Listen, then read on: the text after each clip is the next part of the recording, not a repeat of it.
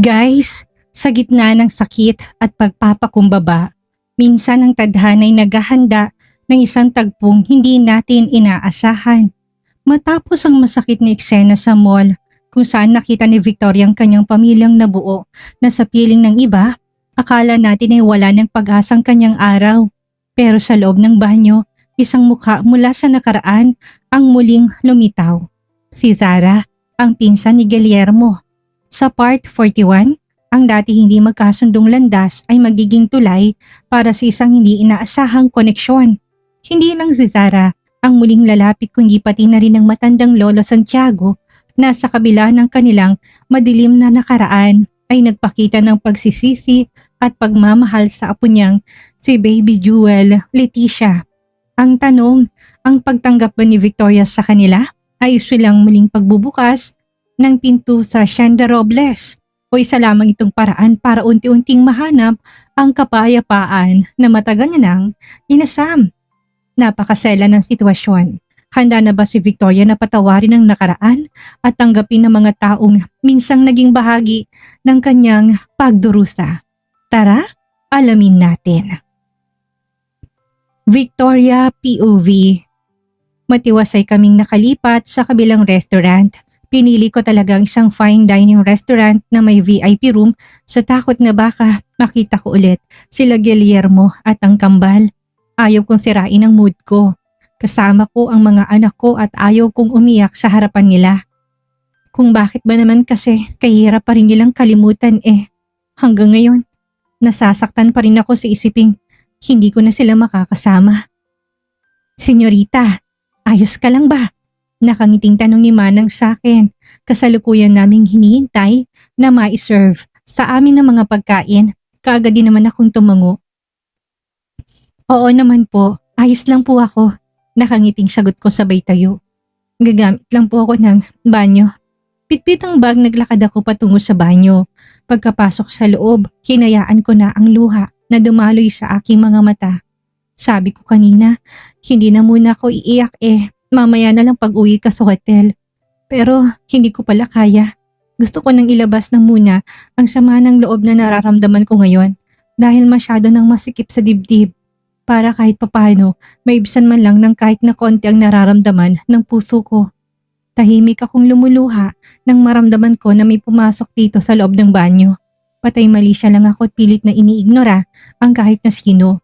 Pero na may mga kamay ako nakita na bigla na lang lumitaw sa harap ko na may hawak na facial tissue, napaangat ako ng tingin. Nagkita tayo ulit, Ate Victoria. Nakangiting wika nito sa akin. Hindi ko naman mapigilan ang mapakunot noo. Familiar sa akin ang mukha niya at hindi ako maari magkamali. Si Zara, ang isa sa mga pinsan ni Guillermo, ang nandito ngayon sa harap ko. Si Zara ay hindi kagaya nila Dr. Leonardo at Dr. Vida ang pagtrato sa akin noon. Malayo ang loob nito at never ko itong naging ka-closed.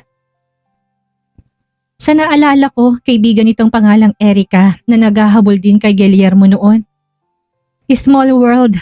Hindi ko alam na sa dinami-dami ng makikita ko dito sa banyo. Ikaw pa talaga. Kumusta ka na? Tanong ito. Ha? Ayos lang ako. Ikaw, kumusta ka na? Sagot ko din. Well, kagaya pa rin ng dati. Pero no worries. Hindi na ako sing maldita kagaya before. Nag-matured na ako. Teka lang, hanggang ngayon iyakin ka pa rin pala. Wika nito na may halong biro sa boses. Napapangiti naman akong tinanggap ang offer nitong facial tissue. Buong ingat na pinunasan kong luha mula sa aking mga mata hanggang sa aking pisngi bago ako nagsalita. Ewan ko nga kung bakit kay bilis pumutak ng luha mula sa aking mga mata. Nag-promise na nga ako sa sarili ko kanina na mamaya na ako iiyak pero hindi ko naman mapigilan Siguro dahil naalala ko na naman yung kambal kong mga anak. Seryosong sambit ko. Nasa kabilang restaurant sila. Bigas nito, kaagad namang napakunot noo ako. Nakita kita kanina doon sa kabilang restaurant tapos napansin namin na hindi kayo dumiretso ng pasok kaya sinundan namin kayo. Sila ang dahilan kaya ka umiiyak ngayon, di ba? Seryosong tanong nito. 3 years ko silang hindi nakita at ikakasal na pala si Guillermo at saka ibang mommy na ang kinikilala ng mga anak ko. Masakit kaya yun sa akin bilang isang ina. Pero okay lang. Ganun talaga siguro ang buhay. Hindi sa lahat ng oras. Masaya. Seryosong sagot ko. Dapat nagpakita ka sa kanila. Malay mo naman. Hindi na kailangan. Sila mismong tumalikod sa akin. Ilang buwan ko rin silang hinintay na balikan ako pero hindi nila ginawa. Seryosong sagot ko din dito. Galit ka sa kanila? No, hindi. Kahit kailan. Hindi ako magagalit sa kanila. Katunayan nga magiging panatag ang kalooban ko kapag nakikita ko silang masaya. Seryosong sagot ko din dito. You're one of a kind. Bakit ba hindi ko nakita yung positive mong pag-uugali nun? E di sana nun pa tayo naging magkaibigan. Nakangiting bigkas nito. Isang masayang ngiti ang sumilay sa labi ko bago sumagot. Maldita ka kasi noon at naisip ko na baka isa ding kriminal ang ama ko kasi nga ama ko ang pumatay sa mga magulang ni Guillermo. Pabiro kong sagot. Ayos na sa akin na pag-usapan ng nakaraan. Naka-cope up na ako at para sa akin bayad na ang papa ko sa mga kasalanan nito. Kapalit ng mga pasakit na naranasan ko sa kamay ni Guillermo. Halos pinatay na rin kasi ako ni Guillermo noon eh. Isa pa, si Guillermo din naman ang dahilan na bigla ang pagkamatay ni papa. So para sa akin, quits na kami. Tsk, grabe ka! Ang sama mo! Gusto na tuloy kitang maging best friends. Ngayon kasi wala na akong best friend eh. Nasa ibang bansa na si Erica. Nag-asawa ng AFAM at ako naman naiwan dito sa Pinas para alagaan si Lolo Santiago. Sagot dito sa akin. Hindi ko naman mapigilan ang mapakunot noo. Oo nga pala, si Lolo Santiago. Kumusta na siya? Kasama ko siya. Nagaya siya kanina sa akin na ipasyal daw siya sa mall dahil naboboring na siya at sino ba naman ako para hindi pagbigyan ang mabait kong lolo. Nasa labas siya at alam mo ba, siya ang unang nakakita sa'yo kanina at siya din ang unang nagsabi na sundan ka daw namin. Nakangiting wika nito. Nasa labas si Lolo Santiago? Teka lang, hindi niyo ba kasama sila Guillermo sa pamamasyal? Nagtatakang tanong ko. No! Pero may usapan kami na magkikita sa resto na yon. Kaya lang, late kaming dumating at nag-umpisa na silang kumain kaya hindi na kami tumuloy magpakita sa kanila. Isa pa, nakita ka nga namin ni Lolo. Sagot nito. Wala sa sariling napatango ako. Huwag kang mag-alala kung ano man yung nangyayari sa pagitan yung dalawa ni Guillermo. Hindi na ako makikialam. Bahala na kayo lalo na't wala namang mahalaga sa akin ngayon kung hindi ang maibigay ang nais ni Lolo at magiging masaya ito sa huling nalalabing oras sa buhay nito. Tungkol kay Guillermo, hindi ko na alam kung kilala ko pa ba siya. Muling bigkas nito, hindi naman ako nakaimik. Victoria Robles, ako si Zara Balboa. Pwede ba kitang maging kaibigan? Muli nitong bigkas at hindi ko pa nga mapigilan. Ang mapangiti ng bigla na lang nitong nilahad ang kanang kamay. Gusto nito na makipag-shake hands.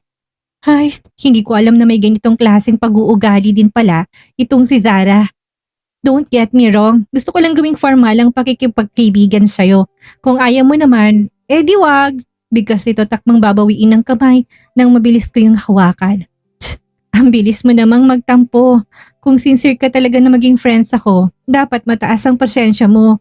Lalo na't maliban sa kambal na nasa poder ni Guillermo, may 2 anak pa akong kasama. Nakangiting wika ko. Ha? 2 anak? Yun ba yung mga bata na nakita namin kanina? Teka lang, yung isa ay halos kasing edad lang ng kambal at yung isa naman ay nasa stroller ay. Yung kasing edad ng kambal, inampon ko yon. Galing sa kumbentong kumupkup sa akin noon. At ang baby na nasa stroller, anak ko talaga yon. Pero syempre, kung gusto mong maging friend tayo, hindi mo ako isichismis sa iba. Lalo na kay Guillermo. Nakangiting wika ko. Ayaw ko malaman niya na nabuntis niya ulit ako pagkatapos niya akong iwan. Dagdag ko pa. Okay. Sige, tungkol sa issue na yan, hindi ako makikialam. Ang pakialam ko lang ay ang friendship natin at ang tungkol kay Lolo na alam ko na gusto ko ring makausap. Ano ba yan? Sige na, pagbigyan mo na yung matanda. Matagal na rin niyang gusto kang makita at makausap kaya lang nahihiya naman siyang dalawin ka sa Shanda Robles. Seryosong bigkas nito. Napangiti naman ako. Oo naman, wala namang problema sa akin Zara. Kaming 2 lang ni Guillermo ang walang pagkakaunawaan pero pagdating sa'yo At kay Lolo, pati na din kay Dr. Leonardo at Dr. Vida. Friends tayong lahat. Bigkas ko. Yay! Sabi ko na nga ba at ang bait mo eh. So paano ba yan? Labas na tayo? Hindi magandang magchismisan dito sa loob ng banyo. Natatawa nitong bigkas. Hindi ko na lang din mapigilan ang mapangiti. Bakit ba ngayon ko lang napansin na kay sarap palang kausap nitong si Sarah? Well, mabuti na lang talaga at dumating ito. Naiwasang mamaga ang mga mata ko dahil sa kaka-emote ko dito sa loob ng banyo.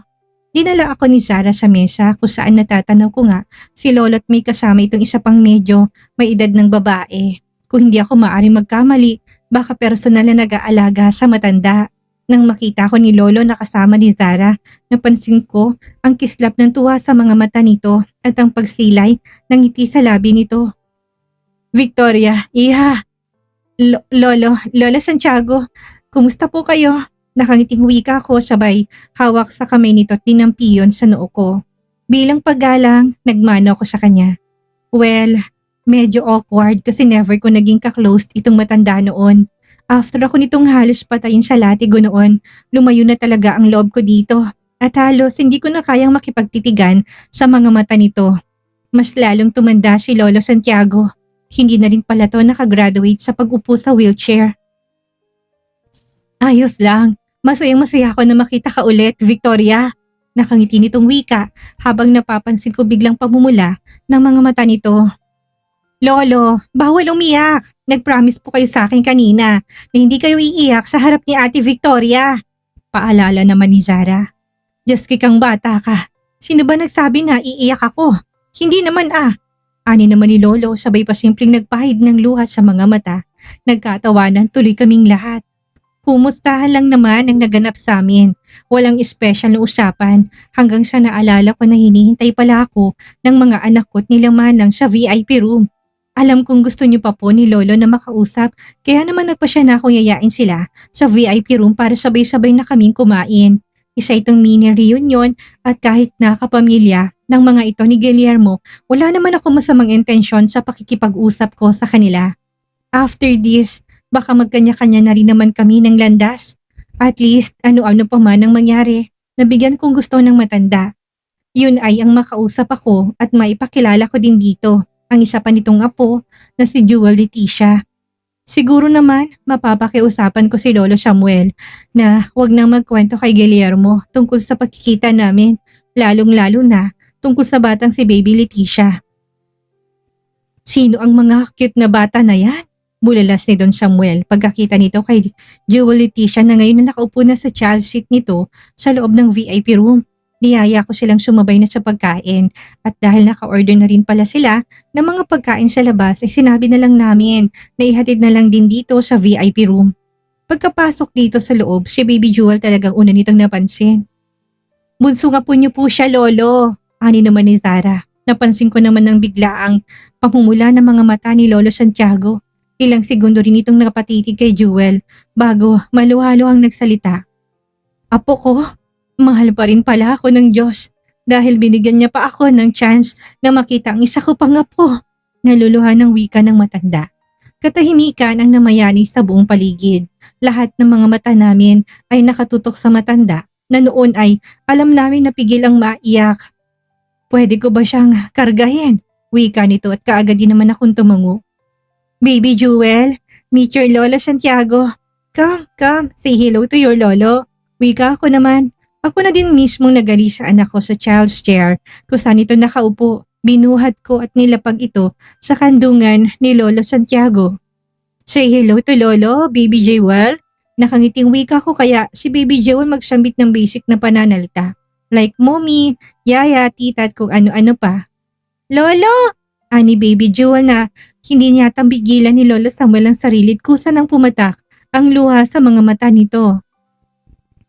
Niyakap nitong anak ko sa hinalikan sa noo. Ang apo ko, ang cute ng apo ko. Nakangiti nitong wika. Parang kung may anong mainit na bagay ang humaplos sa puso ko sa aking nasaksihan. Muling sumilay ang masayang ngiti sa labi ko. Masaya din ako na kahit papano, maliban sa akin, naramdaman ni Jewel na may isa pang taong kadugo niya na mahal siya. At yun ay si Lolo Santiago. Kay gandang bata, Victoria. Pwede mo ba akong payagan? Gusto kong makasama ng matagal ang apo ko. Pwede ba akong sumama sa inyo pauwi ng Hacienda Robles? Wika nito na labis kong ikinagulat. Lolo, nakakahiya! Sabat din naman kaagad ni Sarah. Napatitig pa ito sa akin sabay wika. Huwag mo na lang pansinin ang sinabi ni Lolo. Masyado lang siyang na-overwhelm nang makita niyang apo niya. Wika nito. Kitang-kita kong hiya sa mga mata nito, kaya naman muli ako napatitig kay Lolo. Anong na-overwhelm, Sarah?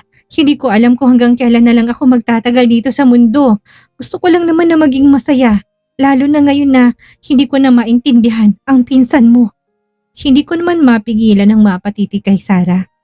Lo naman, wala po sa dugo yan. Pinalaki niyo po ko ng maayos. Binigyan ng magandang buhay kahit hindi niyo ako kadugo. Kaya natural lang po na ako naman ang mag-aalaga sa inyo. Bakit niyo po gustong sumama kina Ate Victoria? Ayaw niyo na po ba sa pag-aalaga ko? Ani naman ni Zara. Hindi ko talaga maiwasan na magulat.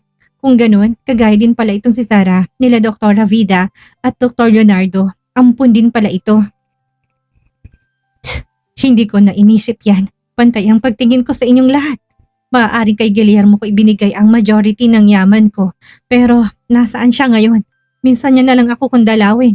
Ngayon tayong 2 or 3 beses lang siyang nagpapakita sa akin. Sa pagkakataon na ito, ramdam ko ng lungkot sa boses nito. Iha, Victoria, kung nag-aalala ka na malalaman ni Guillermo na sumama ako sa'yo, ay huwag kang matakot. Hindi naman ako magsasalita eh. Pagdating sa ganitong bagay, hindi ko na panghihimasukan. Lalo na't alam kong mula umpisa, naging unfair na sa'yo ang apo ko. Seryoso nitong wika. Hindi naman ako nakaimik. Para sa akin, mabigat kasi talaga ang hiling nitong si Lolo eh. Pero kaya ko ba itong tanggihan? Ilang taon din itong tumira sa Hacienda. Noong bumalik ako 3 years ago, hindi ko na ito nadatnan. Ayon sa mga tauhan, umalis daw ito ng kusa itong si Don Samuel noon na nalaman itong babalik ako na Hacienda. Lolo, may sariling buhay na po si Guillermo. O baka nga po nakalimutan niya na ako eh. Pero kung gusto niyo po na magbakasyon sa Hacienda, welcome po kayo doon. Nakangiti kong sagot dito. Napansin ko naman ang pagkislap ng tuwa sa mga mata nito. Ibinaling nitong tingin kay Zara bago nagsalita. Nakita mo na, hindi ba't ang bait ni Victoria? Sabi ko na nga ba't papayag siya eh. May halong pagmamalaki sa boses ni Lolo. Kaya naman sabay na rin kaming napangiti ni Sarah. Si Lolo talaga? Since gusto mong magbakasyon, pwede ba akong sumama? Ate, welcome pa ba ako sa Hacienda? Nakangiting tanong naman ni Sarah. Magaan ang loob na tumango naman ako. Oo naman, may mga bagay lang akong aasikasuhin dito sa Manila at inonotify kita kung kailan kami babalik na Hacienda. Nakangiting sagot ko, kahit ng totoo, gusto kong questionin ng sarili ko kung tama ba itong desisyon ko. Bahala na nga. Sino mag-aakalang sa gitna ng lahat ng sakit ay may mga bagong kakampi na lalabas mula sa nakaraan. Ang pagtanggap ni Victoria kay Zara at Lolo Santiago hindi lang isang simpleng pagpapaunlak. Ito ay patunay na ang kanyang puso'y malayo ng narating mula sa pagiging sugatan, naging mapagpatawad at mapagbigay na siya. Pero hindi ko maiwasang mapaisip ang pagbabalik ba ni Lolo Santiago at Zara sa Hacienda Robles ang magiging susi para muling pagtagpuin ang landas ni Victoria at Guillermo? O baka naman ito nang simula ng bagong yugto kung saan unti-unti nang natatanggap ni Victoria ng kanyang tunay na pamilya ay ang mga taong pinipili siyang mahalin at paglingkuran kahit pa sila ay galing sa nakaraan na gusto niya nang kalimutan? Ang sitwasyon ay nagiging mas komplikado pero isa lang ang sigurado, si Victoria hindi ng Victoria na dati nagpapakamartir. Ngayon, siya ay isang matatag na ina na may sariling paninindigan. I-comment yung inyong reaksyon at sa tingin niyo ba ay tama lang natanggapin ni Victoria ang mga balboa sa kanyang hacienda o masyadong mapanganib ang desisyong ito para sa kanyang katahimikan? I-like ang video na to kung excited kayo sa susunod na kabanata.